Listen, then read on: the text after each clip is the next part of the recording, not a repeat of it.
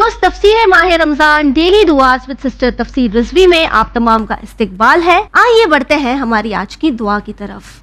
बिस्मिल्लाहिर्रहमानिर्रहीम। अल्लाहुम्मा क़व्वनी फ़ीहि अला इक़ामत अम्रिक वअज़िक़नी फ़ीहि हलावत ज़िक्रिक वअौज़िअनी फ़ीहि लिअदाइ शुक्रिक बिकरमिक वहफ़ज़नी फ़ीहि बिहिफ़्ज़िक वसित्रिक या अबसरन नाज़रीन। ऐ अल्लाह, मुझे इस महीने में अपने हुक्म पर अमल करने और उसे कायम करने की ताकत अता फरमा। मुझे अपनी याद और जिक्र की मिठास चखा दे। मुझे अपने करम का शुक्र अदा करने की तौफीक अता फरमा और अपनी हिफाजत और गुनाहों को छुपाने की सिफत के जरिए मेरी हिफाजत फरमा, ऐ सबसे ज्यादा देखने वाले।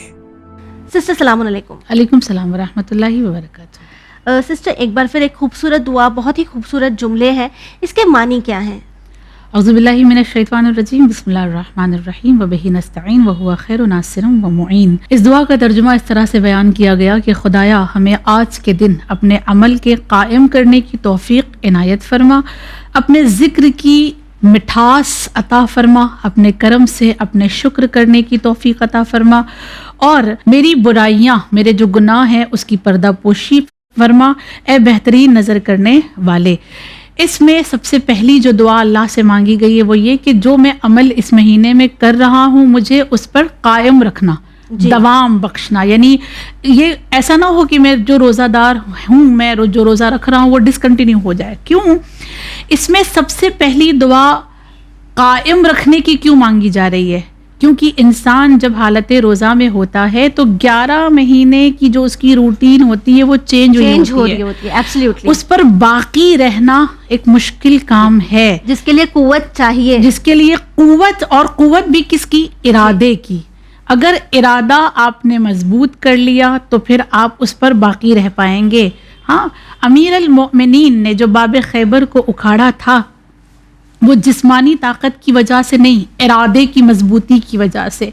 लिहाजा इसमें जो मांगा जा रहा है वो अपने इरादे की कुव्वत। अल्लाह मेरा इरादा इतना मजबूत कर देना कि मैं अपने इस रोज़े पे कायम रहूं, इसलिए कि रूटीन चेंज हुई है। अब इंसान चिड़चिड़ा भी होता है, इसीलिए कहा गया 3 लोगों के अखलाक को कभी जज मत करना। एक मुसाफिर, दूसरा बीमार और तीसरा रोजेदार, क्योंकि इन तीनों की रूटीन चेंज हुई होती है। लिहाजा वो होता है, इंसान चिड़चिड़ा हो जाता है, गुस्सा हो जाता है, वो अजीब सी उसकी कैफियत रहती है। लोग जज करने लगते हैं कि ये कैसा रोजा है, तकवा नहीं है। नहीं, आप थोड़ा सा समझे ना कि वो इंसान अभी कुछ अलग रूटीन में जी रहा था, अब वो कुछ अलग रूटीन में जी रहा है। लिहाजा थोड़ा सा होगा, संभलने में थोड़ा सा वक्त लगेगा।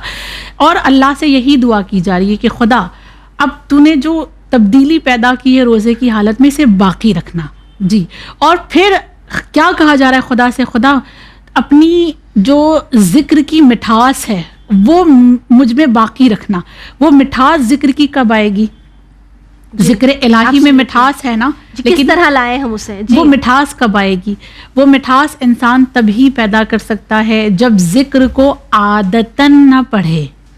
हाँ? बहुत बड़ा पैगाम है यहाँ पर जी। एक जिक्र होता है, एक इबादत होती है जो इंसान आदत की वजह से करता है, और एक जिक्र और एक इबादत वो है जो इंसान मोहब्बत से करता है। दोनों में फर्क है, बहुत फर्क। जब तक जिक्र इलाही इश्क इलाही में नहीं किया जाएगा तब तक मिठास नहीं होगी।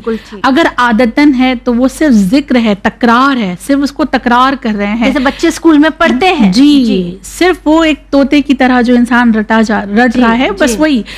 मगर यहाँ पे मिठास जो मांगी जा रही है ना, इसका मतलब ये है कि हम अल्लाह से इश्क मांग रहे हैं। खुदा अपना इश्क दे दे, اپنا عاشق بنا دے, تو میرا محبوب بن جا تاکہ تیرے ذکر میں مجھے لطف آئے. بالکل ٹھیک, ایبسلیوٹ. سسٹر یعنی ہم دیکھ رہے ہیں کہ پروردگار عالم سے عشق کرنا کتنا ضروری ہے. اس کے لیے بھی ہمیں ضرورت ہے کہ ہم اپنے ارادوں کو بھی مضبوط کریں اور ساتھ میں ہمارے پاس صحت کی نعمت بھی ہو. بے شک. تو کس طرح اس دعا کے ذریعے مولا علیہ السلام ہمیں یہ بتانے کی بھی کوشش کر رہے ہیں کہ اللہ سے جب دعا مانگے تو ان چیزوں کو بھی اپنی دعا میں شامل کرے, تاکہ ہم تو نہیں سوچتے ان کے بارے میں. بے شک. یہاں پہ دیکھیں آخر میں جو دعا مانگی گئی ہے کہ اللہ سے طلب کرو, اور طلب کرنے کے بعد اس کی جب محبت, اس کا عشق جب تمہیں مل جائے تو شکر ادا کرو. ہاں, اللہ سے کیا کہا جا رہا ہے, پروردگار عالم تو شکر کرنے کی توفیق عنایت فرما.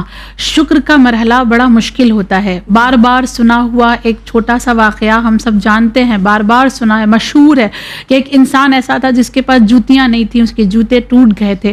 وہ شکایت کر رہا تھا کہ پروردگار عالم یہ جوتے کب تک میں ٹوٹے ہوئے پہنوں نا. اور اس کے بعد جب وہ مسجد گیا تو اس نے دیکھا ایک ایسا انسان ہے جس کے پیر ہی نہیں ہے اور وہ نماز ادا کر رہا ہے. اس وقت وہ شرمندہ ہو کر شکر ادا کرتا ہے, پروردگار عالم تیرا شکر ہے کہ کم سے کم میرے پاس پیر تو ہیں. میں جوتے کی شکایت کر رہا تھا, اس کے پاس پیر نہیں ہے, پھر بھی یہ تیرا شکر ادا کر رہا ہے, تو میں تیرا کتنا ناشکرا بندہ تھا. اسی لیے کہا جاتا ہے اللہ کی چھوٹی سی چھوٹی نعمت پر شکر ادا کرو, اور چھوٹی سی چھوٹی چیز مانگنی بھی ہو تو صرف اپنے رب سے مانگو. جی بالکل ٹھیک سے. یہ بس آپ سے بھی یہی کہنا چاہیں گے کہ اس ماہ مبارک میں جہاں ہم کوشش کرتے ہیں اپنے آپ کو پروردگار عالم سے قریب کرنے کی, تو ضروری نہیں ہے کہ آپ بہت ساری دعائیں پڑھیں, بہت ساری نمازیں پڑھیں. آپ کچھ پڑھیں, تھوڑا پڑھیں, لیکن کچھ اس طرح پڑھیں کہ آپ اللہ سے قریب ہو سکیں, آپ پروردگار عالم کو راضی کر سکیں. اور اس کے لیے جو چیز سب سے زیادہ معنی رکھتی ہے, سب سے زیادہ امپورٹنٹ ہے, وہ یہی ہے کہ آپ شکر کرنا سیکھیں. انشاءاللہ آپ سے ملاقات ہوگی اگلے دن اگلی دعا کے ساتھ.